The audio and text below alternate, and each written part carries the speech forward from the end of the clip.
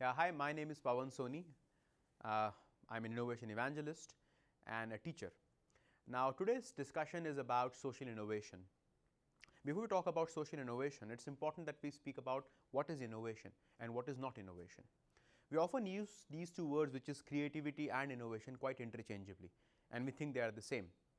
So, let me start with the very beginning of what is not innovation and what is creativity and what is not creativity. So, let us start with creativity. Creativity is the ability of an individual or a group of individuals, which is a team, to generate ideas which are both novel and useful. So, novelty and utility are the two indices of what is creativity. Now, what is innovation?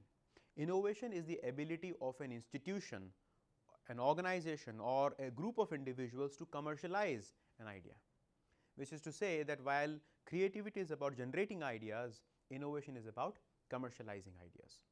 Now, what is social innovation? Social innovation means that you are commercializing some ideas to solve a social problem. Now, there are two keywords here. One is you are solving a problem, and the second important thing is you are able to commercialize an idea. Now, in many people's mind, commercialization and society does not go hand in hand.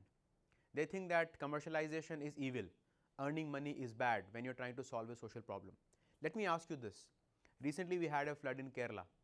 Do you think you would have helped people trapped in those floods in Kerala without any economic support? The answer is no. For a simple thing like food, medicine, a boat or a life vest, you need money. And you do not need money through donation, you do not need money through some charitable organization, you need to have money that generates itself, and that is called business. So, social enterprise or social innovation is about trying to have a social objective in mind, but at the same time trying to run an institution, trying to run an organization which is different. Let me give you 5 tips on how you can build and possibly scale your social enterprise. The first important point is to start with the problem. What is the problem that you are trying to solve? And try to see if you can go to the root cause of the problem. Let us understand this very simple thing, that children do not attend schools, right. In rural parts of the country, children do not attend schools. Now, one of the things, the immediate response to solving the problem could be, let us remove any burden on the parents or the children in terms of fee, and let us waive off the entire fee. Do you think by waiving off the entire fee, children still attend schools? The answer is no.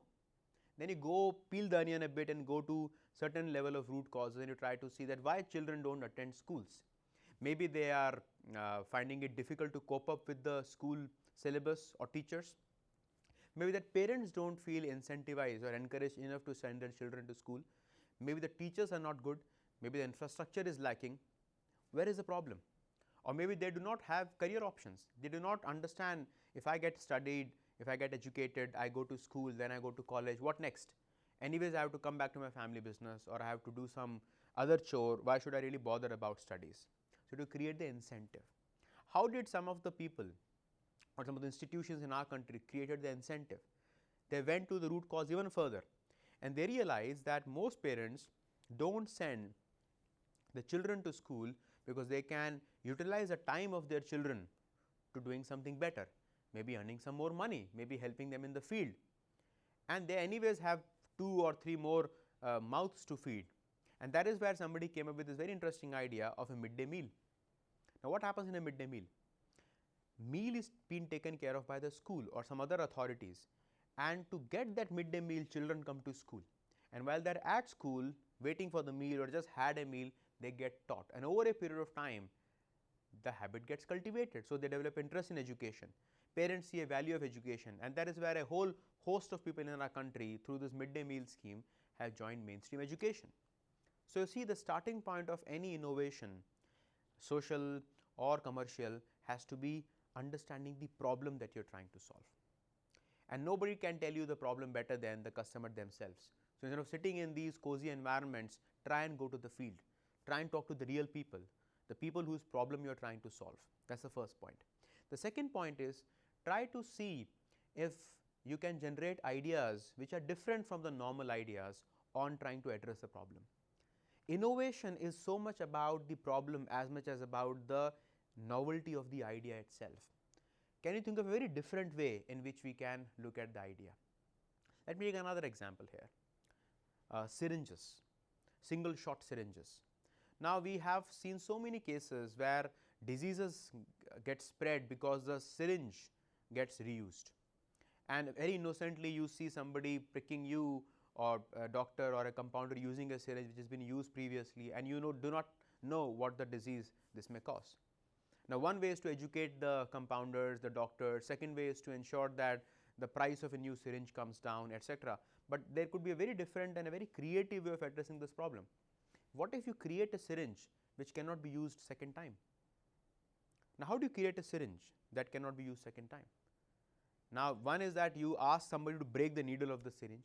Second innovation or second idea could be that you create the piston of the syringe in such a manner that once the piston goes right inside, it gets locked, it never comes out, and that is how you solve the problem. So while the problem is big, the solution is often very simple, and I strongly suggest you spend a lot of time thinking about that solution without jumping into the execution piece. The third thing is about execution. Because we are living in such a big country which is so diverse with 125 crore people, it is very, very important that you collaborate with others. You can never ever create anything of significance by your own. You have to join hands. The force gets multiplied when you collaborate with people.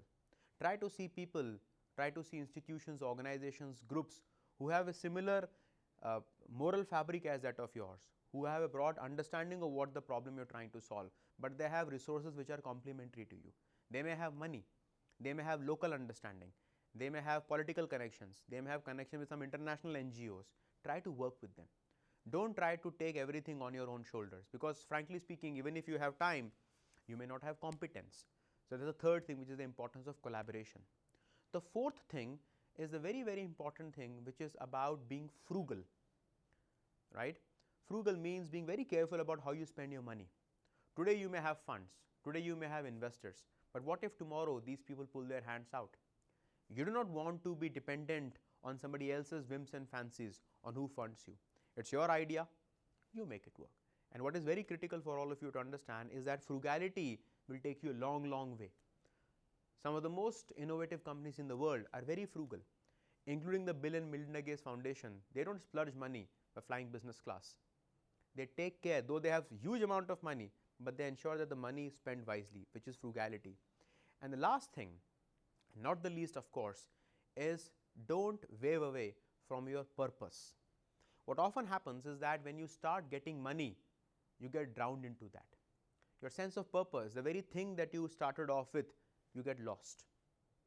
Very, very important that you come back to the purpose. If the purpose for you was to ensure that everybody goes to school, don't go away from that purpose. If the purpose was that an episode like Kerala should not repeat in the country, don't go away from the purpose.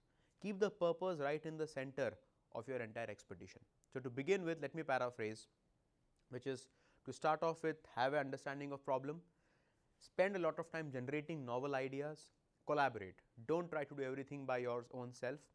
Be frugal. You may have money, but don't try to spend all the money. And the last thing is that don't wave away from your sense of purpose. I hope this was of use to you. All the very best. My name is Dr. Pavan Soni. I'll be very happy to address your questions, though I'm not physically present here, but would be keen to hear from you. You can make a note of my email address, which is innovation.evangelist@gmail.com, innovation.evangelist@gmail.com. Thank you for your time and patience.